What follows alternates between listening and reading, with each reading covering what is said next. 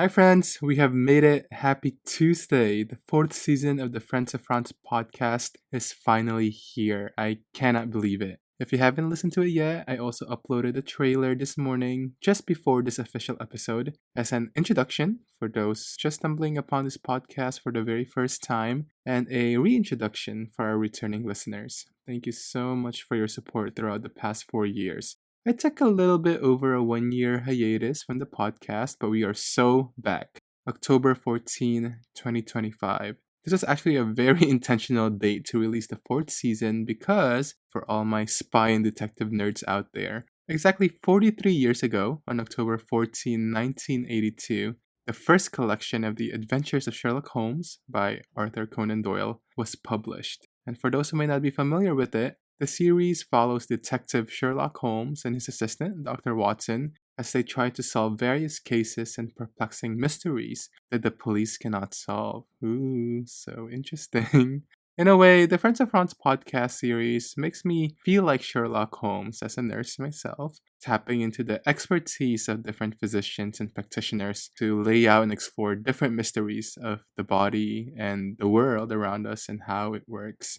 If you're a newbie here, this podcast is an exploration and investigation of science, health, and wellness through our amazing expert guests from different fields and specialties, alongside a pursuit of representation, specifically of what looks like me and my story, given that the roster of our 20 plus expert guests this season are all of Asian heritage from across the world.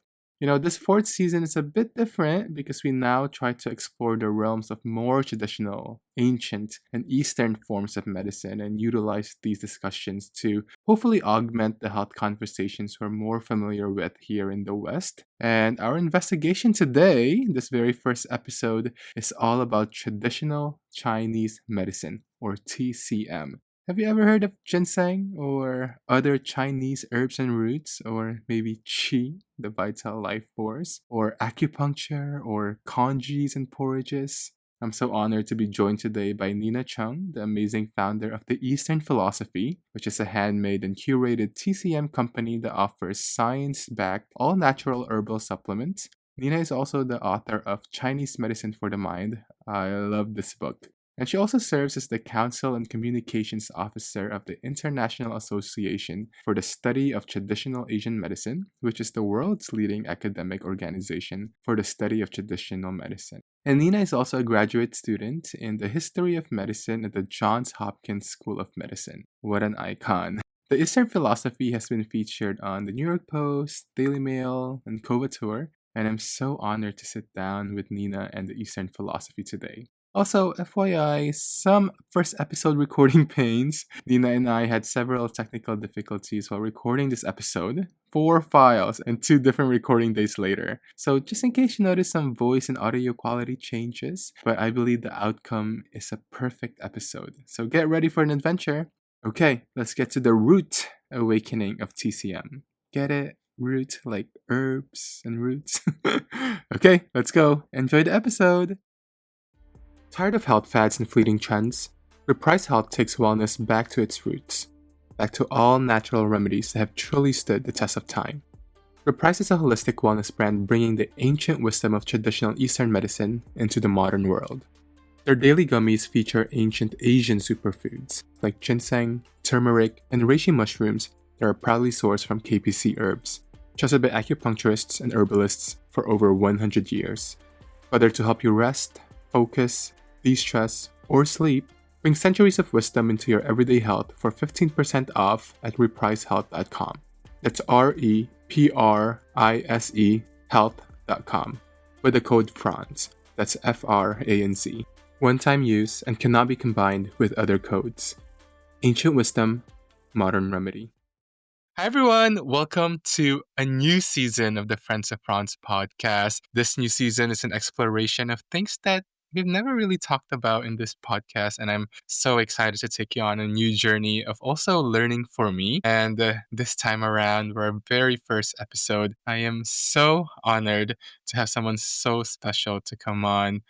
Nina, thank you so much for joining me. Thank you so much, Christian. Glad to be here. Yes, if you could please introduce yourself to everyone and I guess an overview of the topic that we'll talk about today, which I am so excited about. Sure. Yeah. So my name is Nina Cheng. I'm the founder of the Eastern Philosophy, which is an online shop focused on traditional Chinese medicine as well as some other Eastern medicine modalities. And I guess the thing that people probably want to know most is how I got interested in Chinese medicine, what the Eastern philosophy is all about. And the focus really is on bringing authentic, curated remedies that are difficult to find in the West to a Western audience, but also introducing it in a way that is highly research, evidence-based, also full of primary sources, but also feels approachable and not too mystified, because I know many of these concepts within traditional Chinese medicine can be very difficult for a Western audience to grasp. Often, when you look at some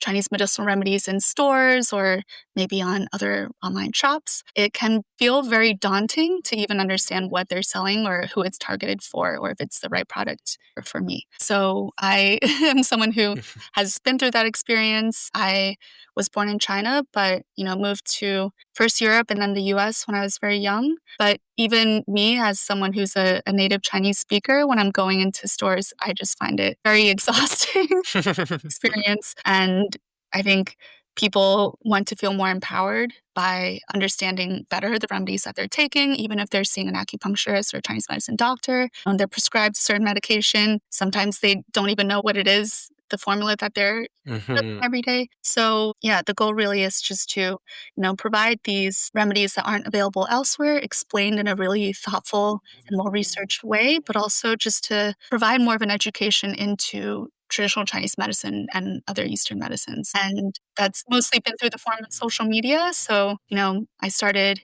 just posting a lot of my own research on Instagram back in 2019. And then from that, it's kind of grown through both Instagram and TikTok, and also now Threads, into a platform where people can come and learn more through videos or through, long form captions that we tend to write, and also through our website. To also touch briefly on how I got interested in Chinese medicine, aside from just growing up with it, I feel like I had a lot of minor health issues growing up, and nothing that was super serious, but a lot of them couldn't be resolved through Western medical interventions. For example, like nasal congestion or allergies.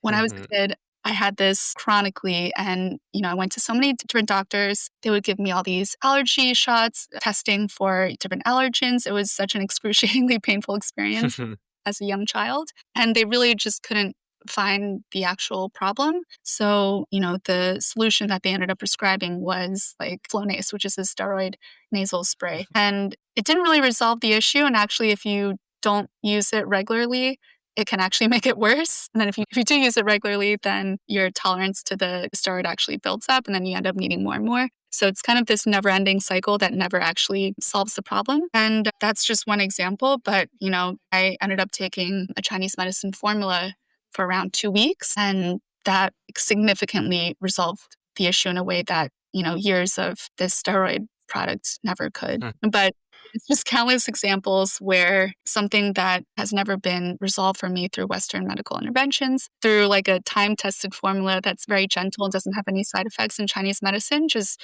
pretty much instantly went away. Yeah, I think when people try Chinese medicine, they often have a similar experience where they're just amazed at the effects and the ability for it to pinpoint exactly what the issue is and solve it without you feeling any other side effects or any other negative interactions. Thank you so much for sharing that. No, I truly, truly understand and agree. As someone who's worked in Western medicine, I guess, for almost a decade now, and I work both clinically and also more in lab base, more in the, I guess, experimental and scientific sector, you really do see this sense of sentiment of more of a curative and kind of like a band-aid approach to a lot of the conditions that we have and a lot of the pain that we feel, right? So yeah, we are a very pharmaceutical based nation, and I guess, our approach as well. So when I do hear people like your story who's tried, I guess what America likes to call it is alternative medicine, when in fact it's the oldest types of medicine that we have, Yeah, right? exactly. It's more of a preventative approach, right? Kind of dealing with the root cause as opposed to just dealing with the symptoms and the byproducts of the condition or of the illness itself, right? And I really agree with what you said regarding the Eastern philosophy, trying to make TCM in a more digestible form. Because it's true, when I walk through some TCM stores in Chinatown, or even there's one in K Town here in New York City, I'm like, I'm so scared to go in because I don't know. I don't know what's going on inside. Like, I don't know what I'm looking for. I don't know how to read it in Chinese, or I don't know what I need for, what I'm looking for. And that's why your platform is such a beautiful thing. And it's such a gift to the world because it really provides, options and a lot of suggestions and a lot of answers to questions that may be hard to define, right? But I guess I want to take it all back to the very topic that we're talking about, which is traditional Chinese medicine or TCM. I really, again, being in Western medicine for so long, I really didn't put much thought into it until just in the recent year. And even now, as I'm researching about it online or reading books, I'm like, whoa, such a complex world and topic that's rooted in years and years and centuries of ancient wisdom.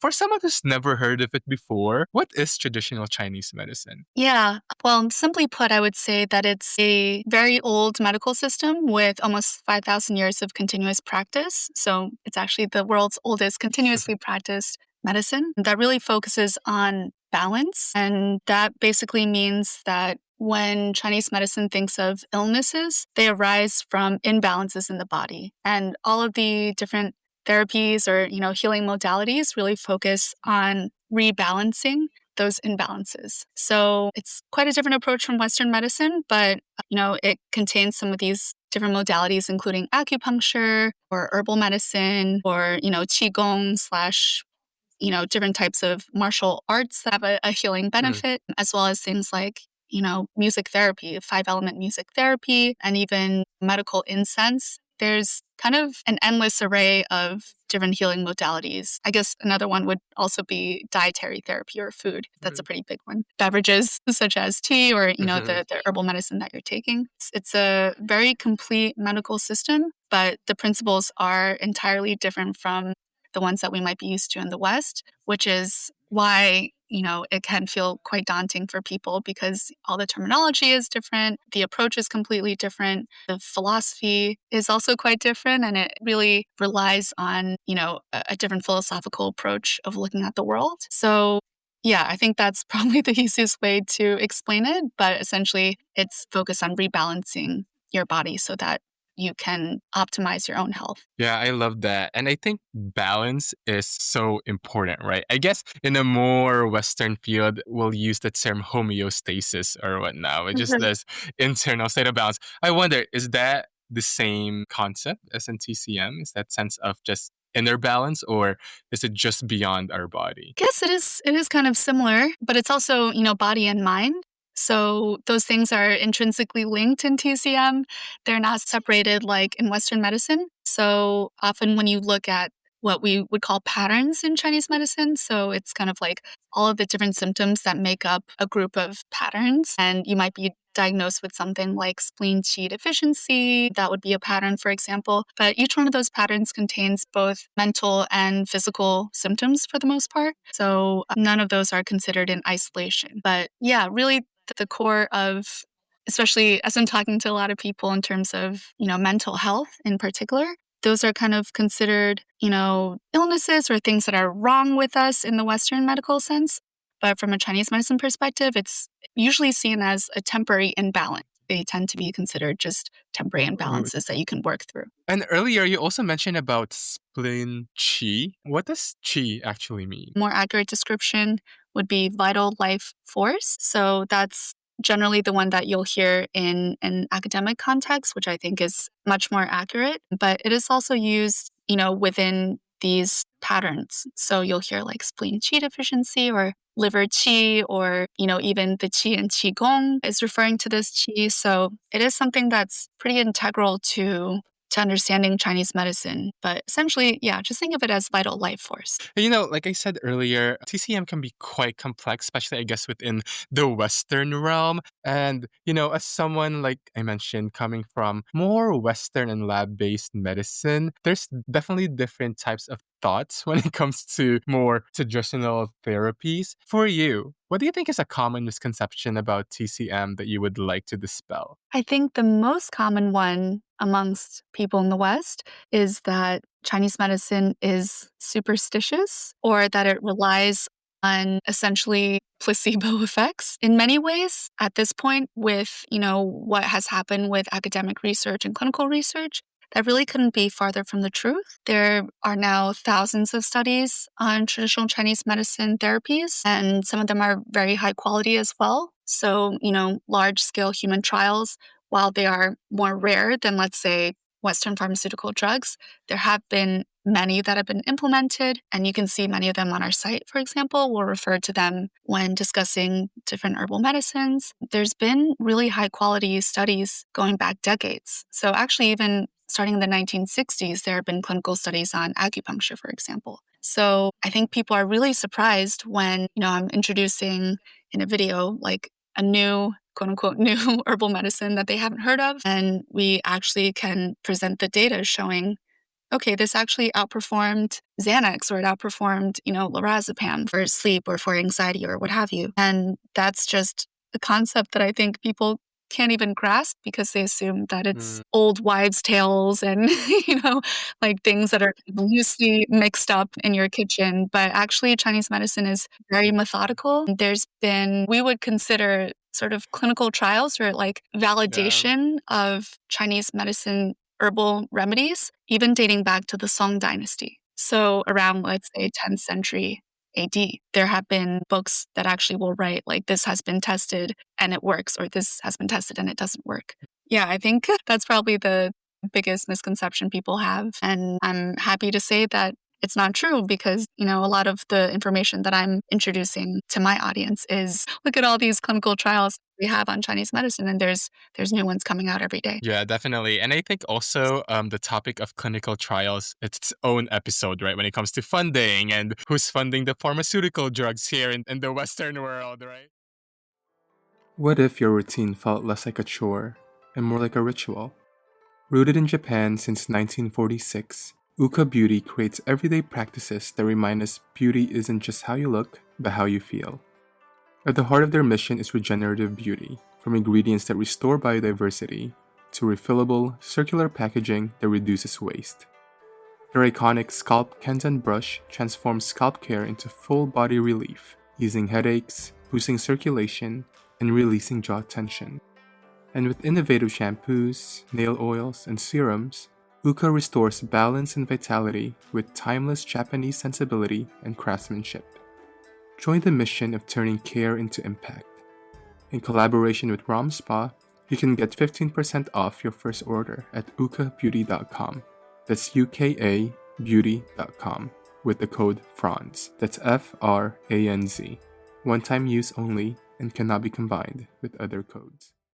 Sometimes, it's not time that heals all wounds, but flowers, steeped gently into a cup of tea. Inspired by founder Lisa Lee's own healing journey from thyroid disease and burnout, The Chi is a wellness brand based in New York City, on a mission to help people feel more joy, calm, and connection through the power and beauty of flowering teas. The Chi was born from the discovery of rare, single-origin whole flower teas rooted in centuries-old Eastern rituals. Each bloom is hand-picked at peak vitality by small family-owned farms across Asia to offer a grounding, sensorial experience that reconnects you to yourself, one cup at a time. Choose from the Shangri-La Rose, Blue Lotus, and the Royal Chrysanthemum and get 15% off at the-chi.com. That's the-qy.com with the code FRANZ. That's FRANZ. One-time use and cannot be combined with other codes. Drink flowers, feel alive. Earlier, you mentioned different modalities, healing modalities within TCM. And there's one that I wanted to specifically talk about because it's one of my favorite things in this world, food.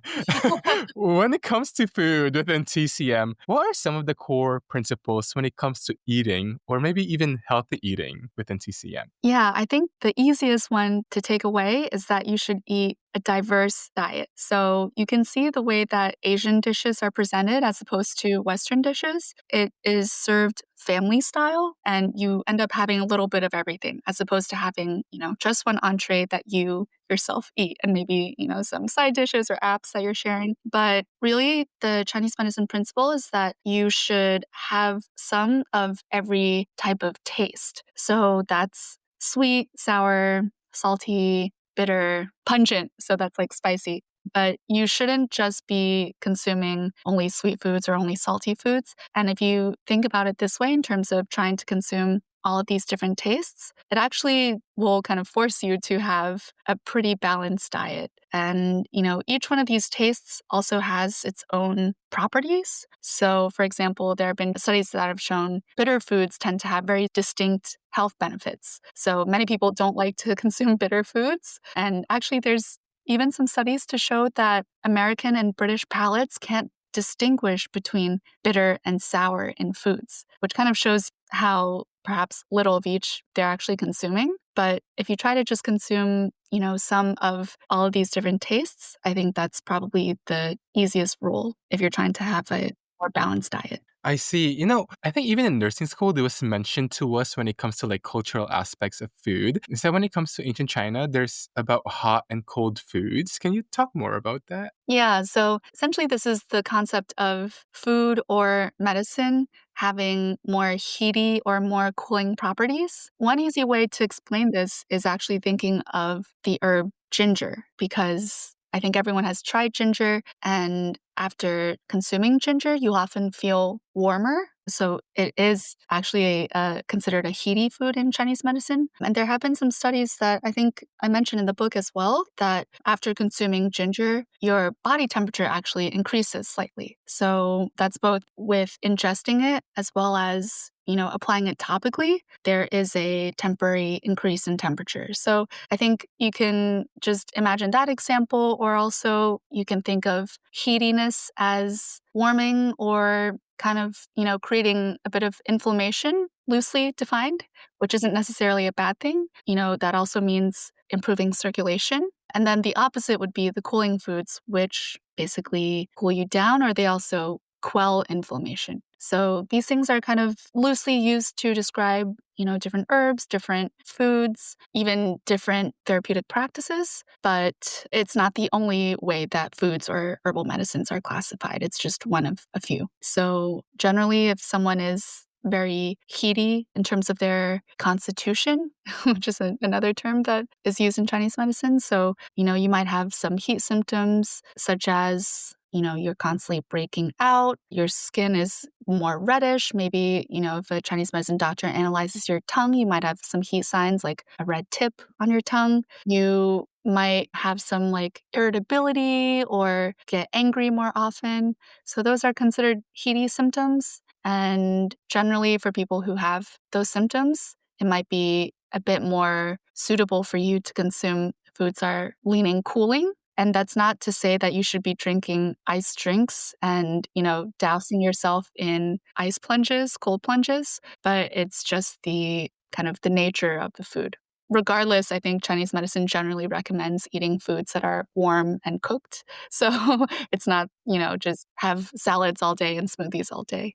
All foods can have one of those properties, or they can also be balanced, where they're neither heating nor cooling. So I should stop biting on the ice. Is this what we're trying to say?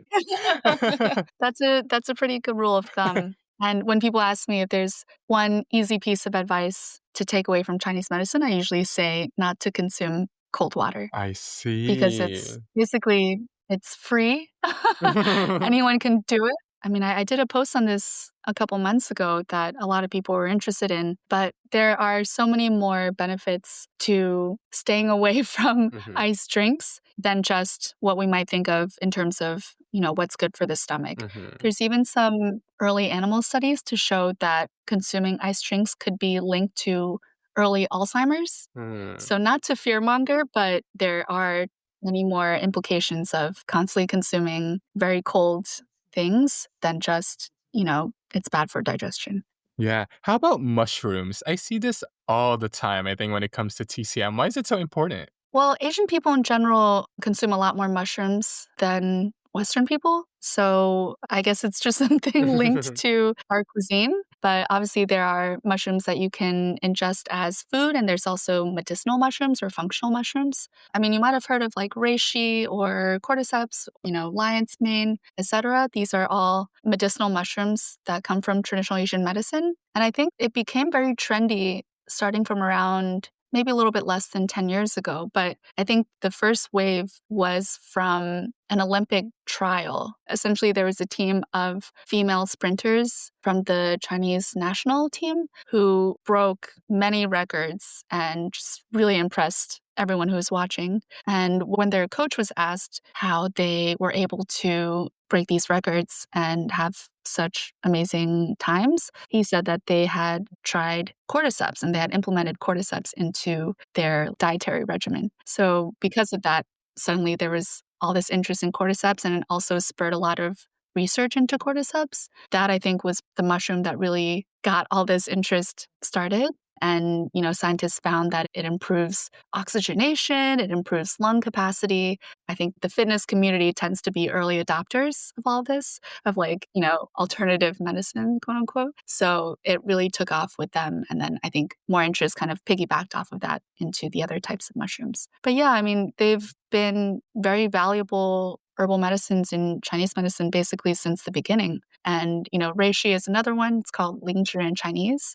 I mean, it's so ingrained in Chinese culture that if you look at any palace, like imperial art or, like motif on the wall or robes or teacups, you'll see the reishi shape embedded somewhere in there because it symbolizes immortality and longevity. So it's not even a food or a medicine. It's like a symbol of an idea in Chinese culture. So yeah, I think, the West has really just begun to appreciate these herbs from Asian medicine.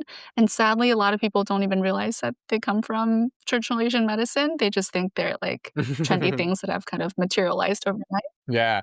And I think that's very typical, right, of the West, always calling an idea their own when it's actually been pre existing for thousands of years on the other side of the world. Well, when it comes to food, I wanted to talk about one of my favorite things, which is porridges or congis. And I think it's ingrained a lot Mhm. within TCM, right? Especially the videos I see on your page. I guess what's your top one favorite congee and what is it best for? Okay, so there's there's two that I've done videos for recently, and they are completely different, but I guess the one that I enjoy the most because it's so delicious is Mei Ling porridge. So it was the preferred breakfast of Song Mei Ling. Basically was the wife of Chiang Kai-shek, so she was kind of like the first lady of Taiwan at one point, but she is the only first lady from any country to live past, gosh, I think past like 110 or something, but definitely past 100. So she lived a really long life. She was known to have really radiant skin and, she was very beautiful and dressed very well. And she was also obsessed with Chinese medicine remedies. So this porridge is quite special because you've never tasted anything like this. Like it's really creamy, it's really delicious. It has a super interesting texture, and it uses shanyao, which is Chinese yam. So it has kind of like a thicker consistency because of that. And it also has other beautifying ingredients. So it has like soy milk as the base. It has lily bulb or baihe. It has kind of skin improving properties as well as mood improving properties. So it's just a really delicious porridge. I don't know anyone who's actually tried it Yeah. before, but a lot of people were raving about how good it tasted. And then the other porridge that I make frequently, but is less tasty, but it's more medicinal. It's from a Chinese medicine doctor who was even practicing into his 90s. And the secret ingredient of that, or the secret way to prepare it, is that it uses astragalus instead of water. So astragalus decoction, basically like a long simmered tea as the base instead of water. And astragalus has been also linked to improved longevity, better skin. A derivative of that is the main ingredient for this very expensive anti-aging pill that's sold in the West. Basically, it's a great porridge for anti-aging, and it's a little easier to make than the other one. Well, you had me at beauty and anti-aging, so I have to look into these. Yeah, well, thank you for sharing those two porridges. Just thinking about it, I think I'm hungry right now. But, I wanted to talk Me about too. well, I wanted to talk about the book that you mentioned, which is your book, which was published last year, Chinese Medicine for the Mind. And thank you again for sending me this book. I was literally in the subway just eating this book up, and everyone's looking at me like, what is he reading? Well, this is basically like a mini beautiful story and a textbook at the same time that outlines not just TCM and its history and the different modalities, but specifically within the context of the mind. Well, I'm so curious, what's the inspiration behind this book? And I guess in general, what does TCM in itself tell us about the mind and I guess mental health and even our emotions? Yeah, so I think the inspiration for this book was basically trying to clear up the misconception that Chinese medicine is something that only treats physical issues. And I think that's another misconception that's very prevalent in the West because unlike in China or, other East Asian countries, people usually know of Chinese medicine through acupuncture in the US, not through herbal medicine. And for some reason, because acupuncture, it's treated on the body. So it's a modality that is, physical as opposed to something that you ingest. People tend to just associate that wrongly as something that is only for the body. So it's kind of just how things have by coincidence materialized in the US. But yeah, actually, Chinese medicine is one of the oldest medical systems that successfully treats mental health or psychological issues. And it actually is the first medical system that has indicated that mental health issues can be treated through medical interventions. And they're not just, chronic things that you have to live with. So the book contains not only my writing, but also the writing of several very prominent contributors. So one is Franz, who's probably the best known psychologist specializing in Chinese medicine in the English language. And another is Alexis McLeod, who's a historian and professor of philosophy who wrote a book on specifically madness throughout ancient China. So we have many subject matter experts, also some Taoist practitioners and a scholar of Daoyin, which is sort of like an ancient Chinese form of essentially yoga. It's these stretching exercises that was found in an ancient cave. Drawings were found in ancient caves. All of these are in the book. All these experts are contributors in the book. I think that readers who read it will see how comprehensive it is in terms of sourcing both the practical, useful information that they can apply immediately, but also giving historical context. So they really feel like these remedies are not just things that were, made up or, as Gen Z likes to say online, trust me, bro. Like they've been validated not only through clinical studies, but they've been tested through time. And, they've had millions of people using them and validating them. So I think that's one thing that's really unique about Chinese medicine and one thing that the book really tries to emphasize. Yeah, definitely. No, honestly, when I was reading the book, I was taken aback and so surprised. I felt like I was reading a medical textbook with all of the sources, even Yeah. even with the whole bibliography I was going through, and I was like, oh my goodness. I feel like I was back in nursing school and I was back taking the MCAT. It feels like I was reading a Kaplan textbook. I'm like, this book is so comprehensive and so complex, and it's beautiful how, yeah, I guess how you frame and introduce how Chinese medicine really talks about the mind, our emotions, mental health, and the different modalities that ancient years have been providing human race, right? And you Mhm. talk a lot about different modalities when it comes to like acupressure and acupuncture. and even some religious connotations for some of the practices. But a big thing that I really wanted to talk about was herbs that you mentioned and that you outlined with all of their benefits and how they're prepared. I'm curious, and we'll talk more about herbs after we talk about the book, but specifically when it comes to this arena of anxiety, depression, and insomnia, you also talk about brain fog and trauma. Is there one best herb for each that you could say? Yeah, so I get asked this a lot.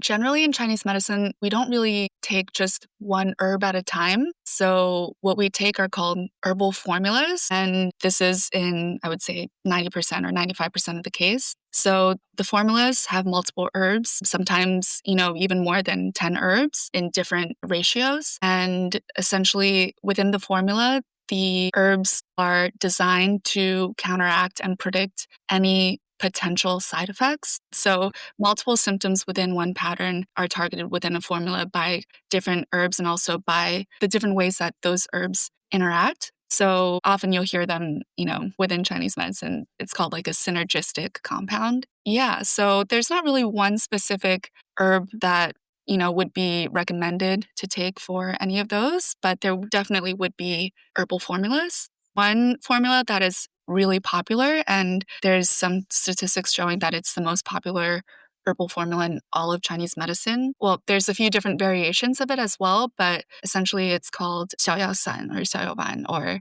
价位逍遥丸.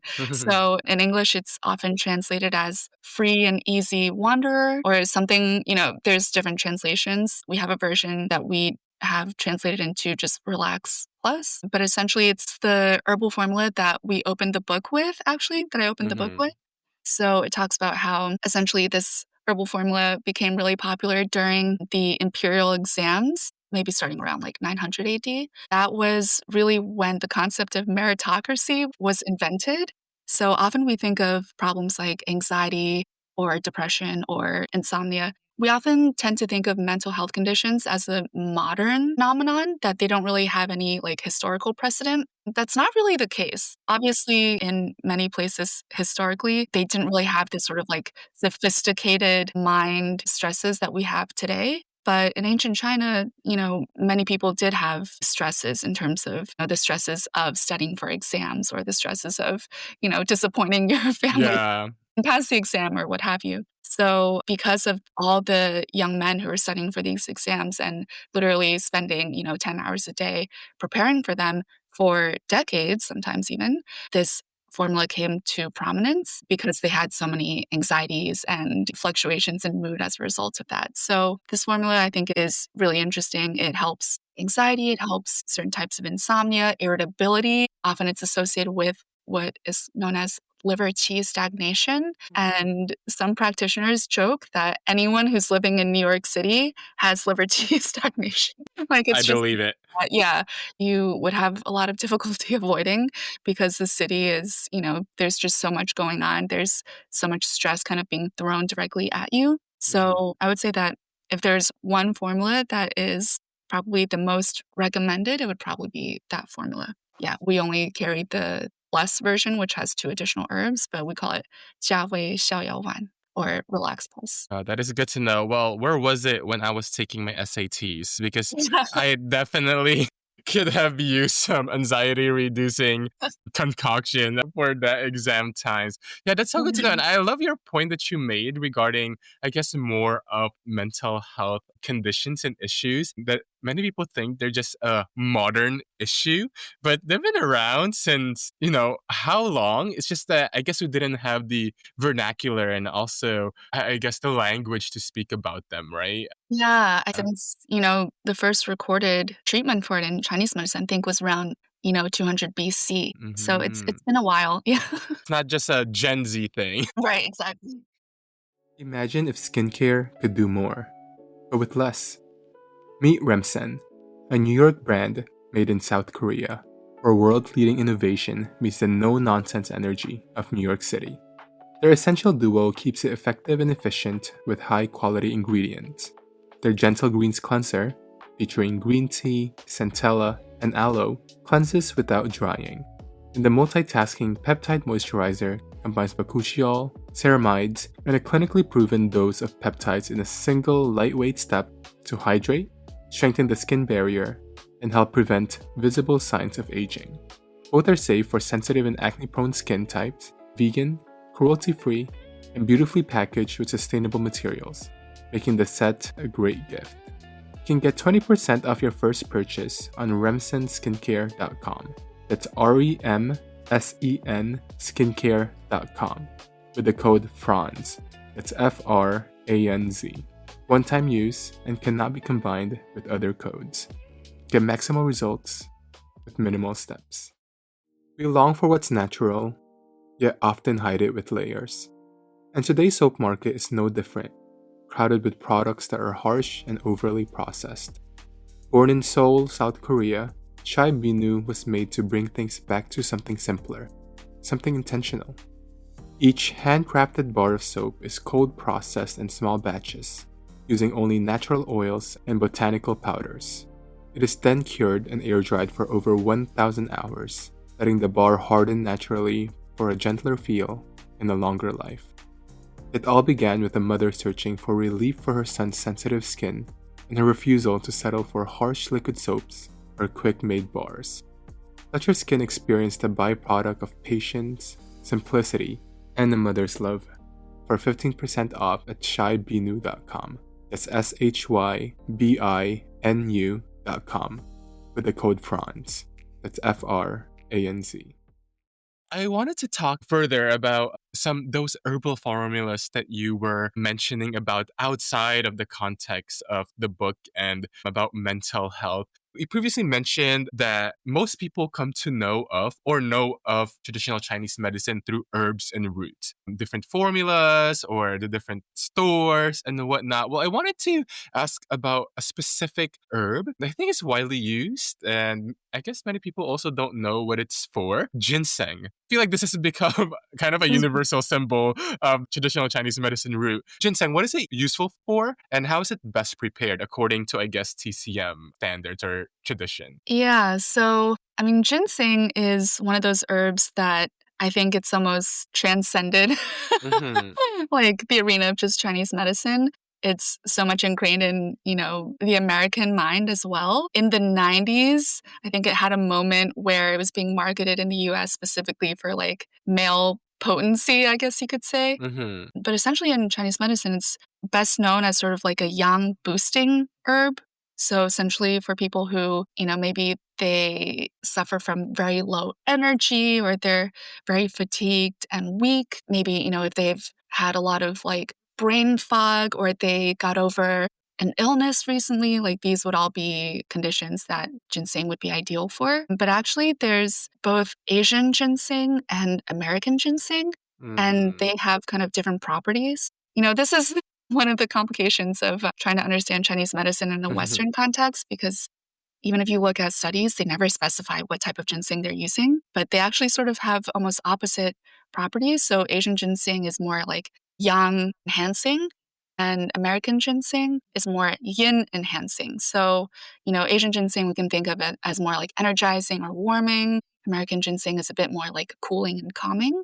So they have different properties. The way that kind of manifests is that in different herbal formulas, they might put different types of ginseng. So one might have Asian ginseng if it's trying to get more of like a yang effect, so energizing effect. I might use American ginseng for the opposite, or you might use them during different seasons. In the book, we recommend it as one of the herbs that is susceptible, for like shorter durations to take for brain fog. Many practitioners actually, they'll kind of emphatically warn against the use of single herbs for any treatment, just because, there can be some side effects if you use it for a long time without like counterbalancing herbs. But ginseng, there's been a lot of studies done on it in terms of how safe it is. It has been shown to have a very strong safety profile. So I think that is acceptable to use, short term as a single herb. But generally, we just recommend kind of decocting it. English speakers will just say tea. It's not a tea. Decocting is more like a soup preparation. Tea is basically just putting it in water and letting it steep, whereas decocting, you're actually cooking it. Yeah, basically just decocting it, the raw herb itself, kind of like letting it simmer for, let's say half an hour to an hour minimum. or just putting it in like a chicken soup and letting it simmer along with the soup. Those are generally pretty good preparations. I see. Because I think a few birthdays ago, one of my friends gave me a red ginseng candy gift box. And I'm like, what are you trying to tell me?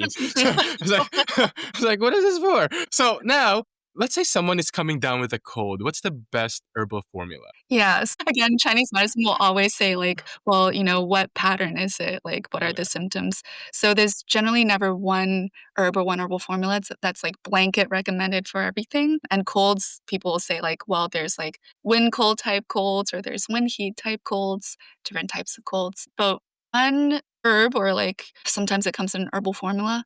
But one thing that a lot of people will take as a preventative or like very, very early stages of a cold is an herb known as banlangen or acetus root in English. And it's a little bit cooler in terms of its properties, but that's one that's generally pretty safe to take. And I'm being very cautious when I'm talking about like, oh, that's pretty safe to take.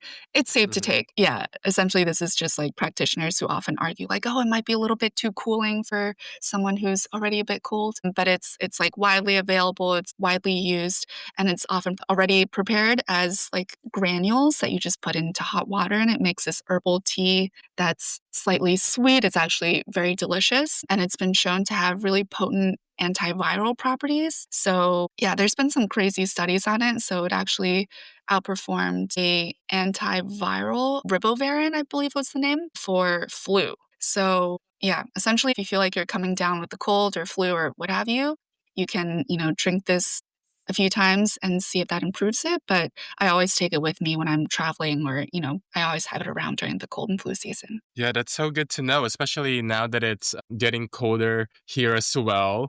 Someone better have those in stock. Now, the next one, this goes for all our co-Asian people and their lactose intolerant self and IBS. If someone is having stomach aches, what's the best herbal formula that we have? So the one that I think is the best known from a classical Chinese medicine perspective is called 藿香正气. In English, I guess it would be called Kaplan patchouli. That's like the main Hmm. herb that's in it, which is a type of Chinese patchouli. But that formula is crazy. It's so powerful. I had horrendous food poisoning last Hmm. year Oh after eating no. some, what are they called? Fiddleheads. Hmm. So I didn't know that even after thoroughly cooking them, you can still get food poisoning from them because they just are toxic no matter what.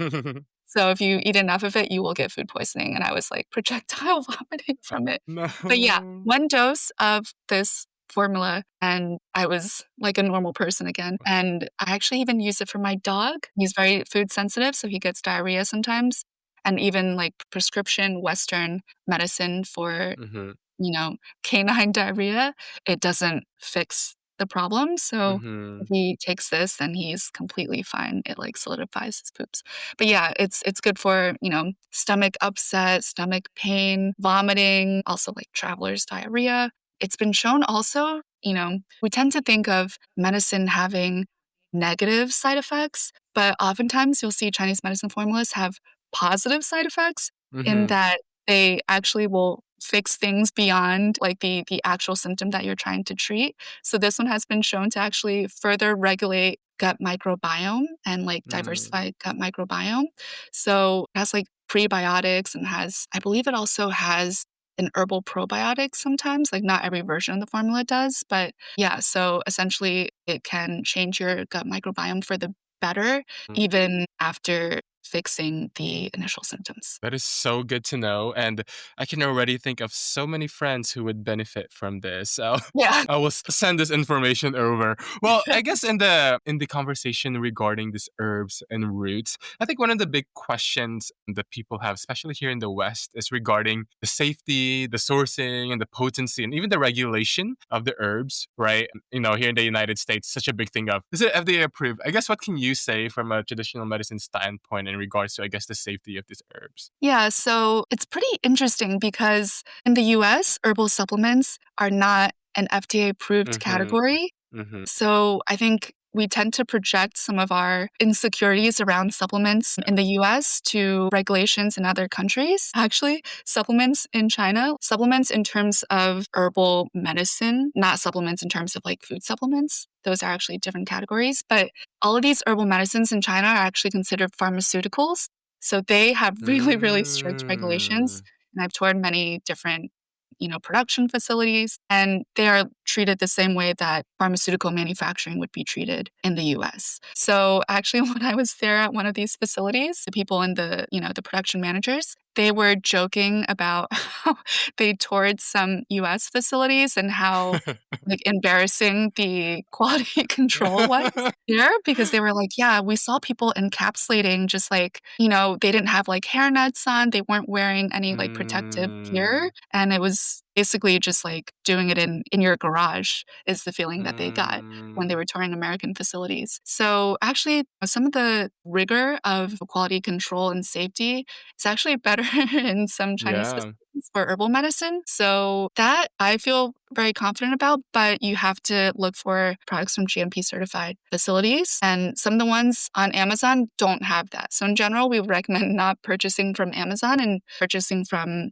other retailers that have GMP certified products, because those ones are actually very high in quality and in quality control. So all of them will do agricultural checks. They'll do independent testing. So they'll monitor like heavy metals. They'll monitor like any fungal contaminants. They'll also monitor the purity of the herb and like the potency of the herbs in the batch. So in general, herbs that are used in GMP certified facilities are actually pretty high quality. And I would say the majority of practitioners would agree that herbs that you would get in a prepared herbal formula, so let's say like in pill form or in granule form, are much higher quality than raw herbs that you would find at like an Asian herb market or Mm. Asian grocery store. So yeah, that's also something that have had practitioners tell me. They're like, oh yeah, like you should always buy the prepared form of it, not try to make the herbs yourself, because the quality of herbs that you would find is pretty unpredictable. Yeah, that's so good to know. And I super agree regarding, the rigor of, I guess, even the quality control of products and manufacturing in China. And I guess in comparison to United States as well.